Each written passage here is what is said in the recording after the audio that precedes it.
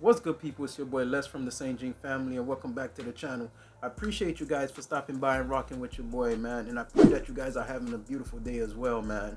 And today's reaction is every MrBeast member who got fired and why. But before we jump into this video, if this is your first time stopping by, and if you haven't already, subscribe to the channel, man.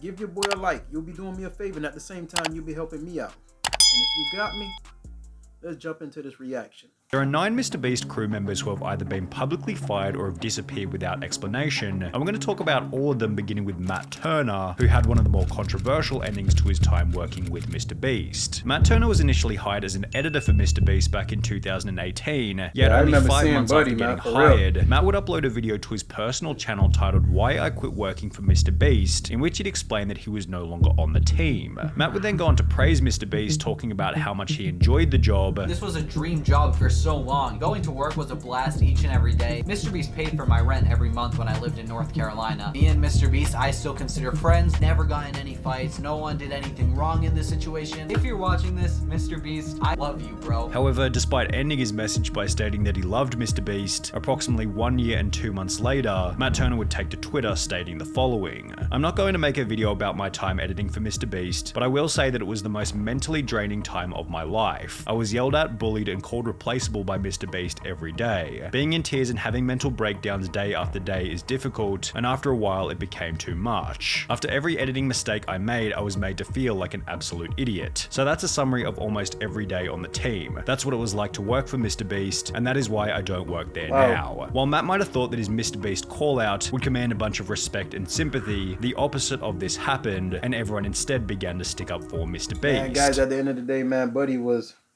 expressing how he felt, man. You know what I'm saying? Buddy said he was drained, man. So you can't really knock Buddy, man, if you really ask me, man.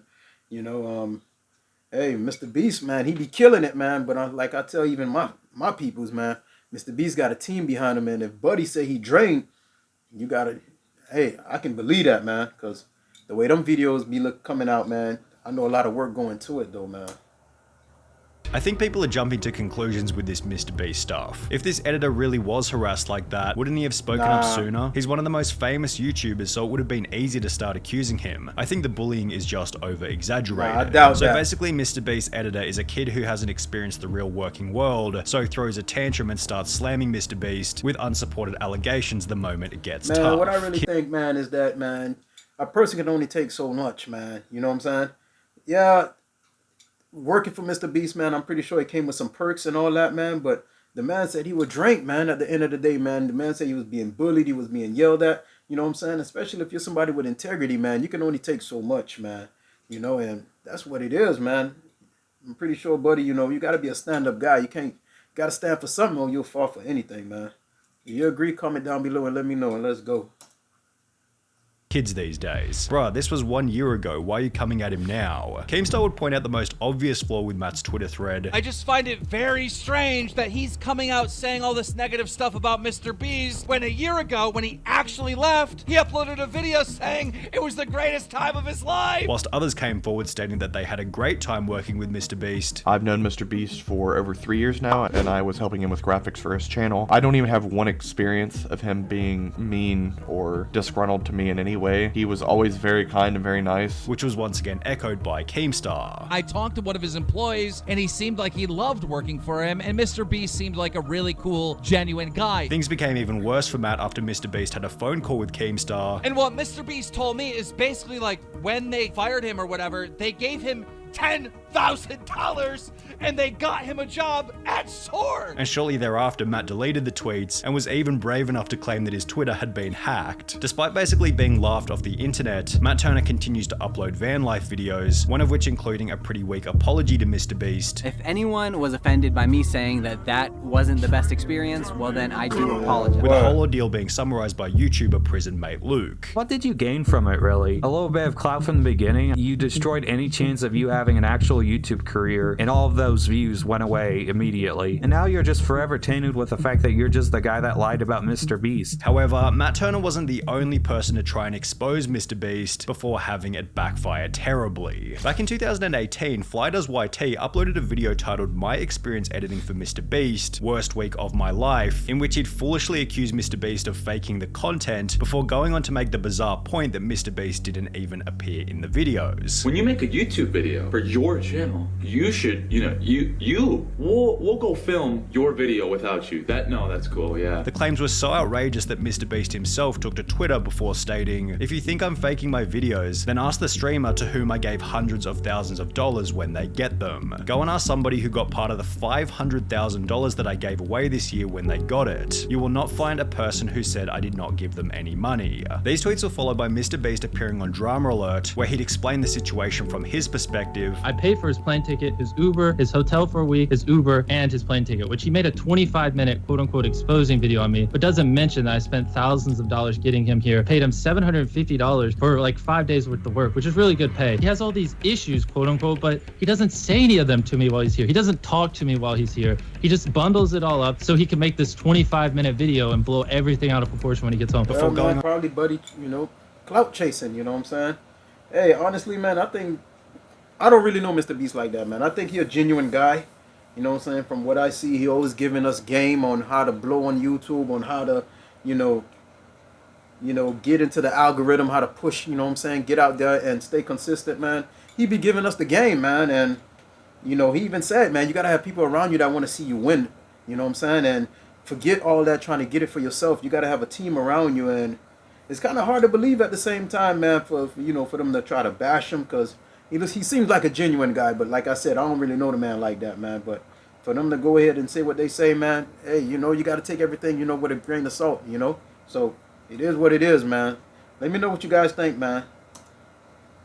On to absolutely destroy the claims that his videos were fake. My videos aren't fake. Like, I counted to 100,000. I watched Dance to Your Dead for, whatever. I give streamers $30,000. It's just slander from his part. Whilst providing an explanation for why he wasn't able to fully appear in one of the videos. I have Crohn's disease. Most of you don't know what it is. It was really acting up. So I said, hey, you guys go film the rest of the video. I want to go nap. I got to take it easy. Now he's making an exposed video like, oh, MrBeast doesn't film his own videos. Like, what are you going on about, man? You're trying to pin the fact that I have an illness on me. And like, I'm not public about this type of stuff. Which once again prompted a former employee to come out stating, as someone who is friends with both MrBeast and Fly, it is my unbiased opinion that Fly is in the wrong. Unlike Matt Turner, Fly has since had a relatively successful career, having built a channel with over 300,000 subscribers, yet he hasn't been nearly as successful as Jake The Viking, who's been able to show that a peaceful ending with MrBeast is always the most beneficial path. Jake appeared on the MrBeast channel for the first time back in June 2018, as Jimmy required a strong character to include within the videos. Can you dip this in the water tank for me? It's really heavy, but you're like a big boy. At this point in time, the content was often quite physical, and therefore having Jake as a member of the team worked out perfectly. However, by early 2020, the content became less focused on physical challenges, and as a result, Jake began to appear in fewer and fewer videos. He'd be seen one last time in $60,000 Extreme Hide and Seek Challenge, which was followed by a comment to Jake's TikTok 2 months later asking, "Are you still working with MrBeast?" To which he'd respond, "Lol, nah, they fired me." 9 days later, Jake would clarify this comment by uploading a now incredibly viral video titled Why I Left MrBeast, in which he'd explain why he had been let go. And it came down to my piece no longer fit the puzzle, if that's the best way to put it. Before discussing how he wanted to leave anyway, so he could pursue content creation under his own name. It was a mutual leaving. I'd already told him multiple times, what I wanted to do was kind of be my own boss, do my own thing. Me and Jimmy did not have any type of falling out,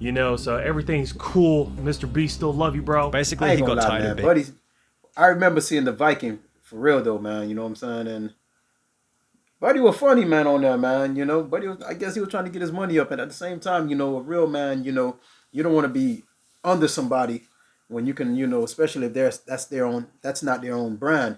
So I'm pretty sure the Viking really wanted to, branch off, and sounds like he was being taken care of, man. But at the end of the day, you're on your own, man. You got to stand on 10 feet down. You know what I'm saying? So, hey, let me know what you guys think, man.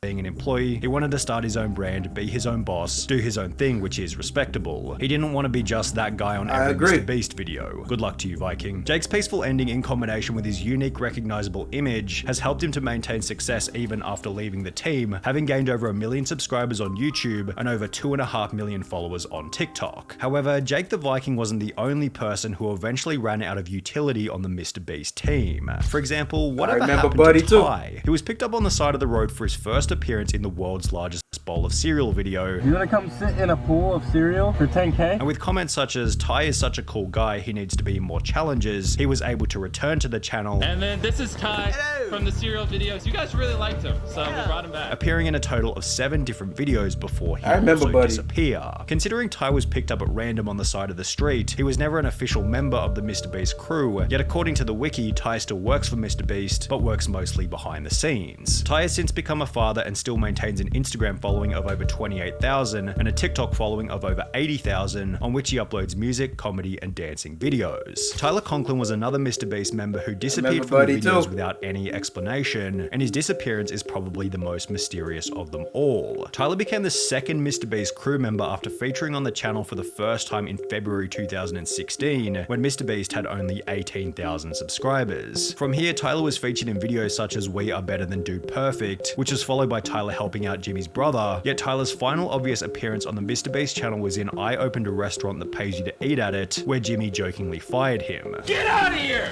He suggested we charge money for the food. What? Get out of here! Go!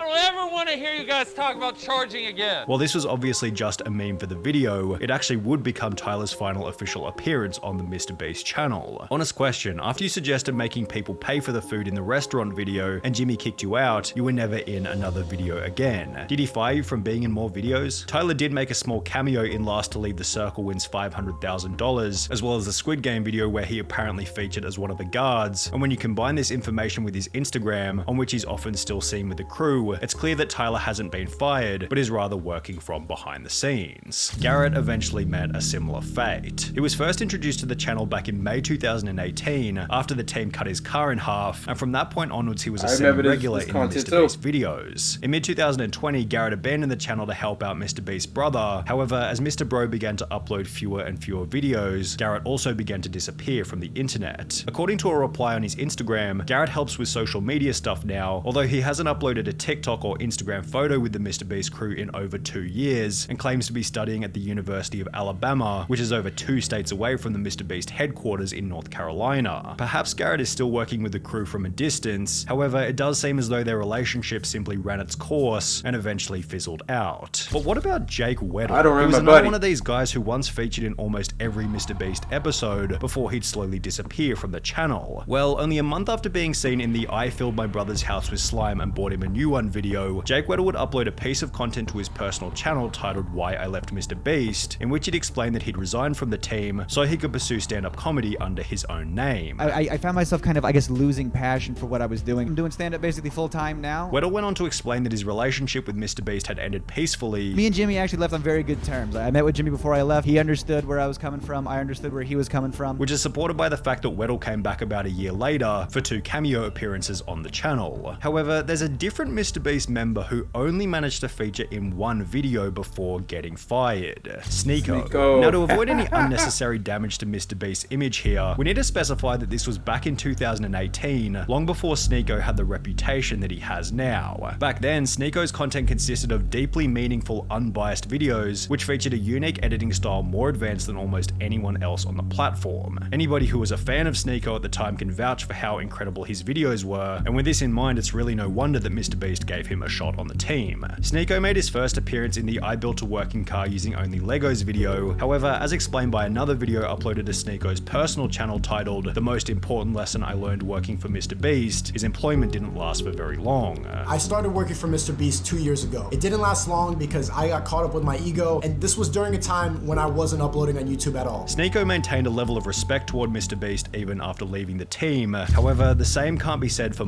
Pearson, who became the most controversial controversial firing in MrBeast history. When Marcus was first introduced to the channel back in 2019, he quickly became a fan favorite. However, after being featured in the MrBeast Christmas special that very same year, Marcus stopped appearing in any of the videos. 5 months later in May 2020, a fan would ask on Marcus's TikTok, "When you coming back to MrBeast challenges?" to which he'd respond to ask him, implying that maybe Marcus had been left in the dark about his future involvement on the channel. Approximately 3 months later in August 2020, Marcus was officially removed from the team, although unlike most of the other MrBeast members, Marcus didn't leave peacefully. So I gotta destroy him, bro. So I'm gonna destroy you, bro. I'm gonna destroy you eternally. For a long ass time, you gonna feel this. You gonna feel this tomorrow, the next day, and the next day. You ain't gonna forget about this one. Marcus would take to Instagram and post a 12-minute story in which he'd make some absolutely delusional claims, such as MrBeast started the pandemic. He started this pandemic for a reason. Marcus was a leader whilst MrBeast was a follower. I was born a leader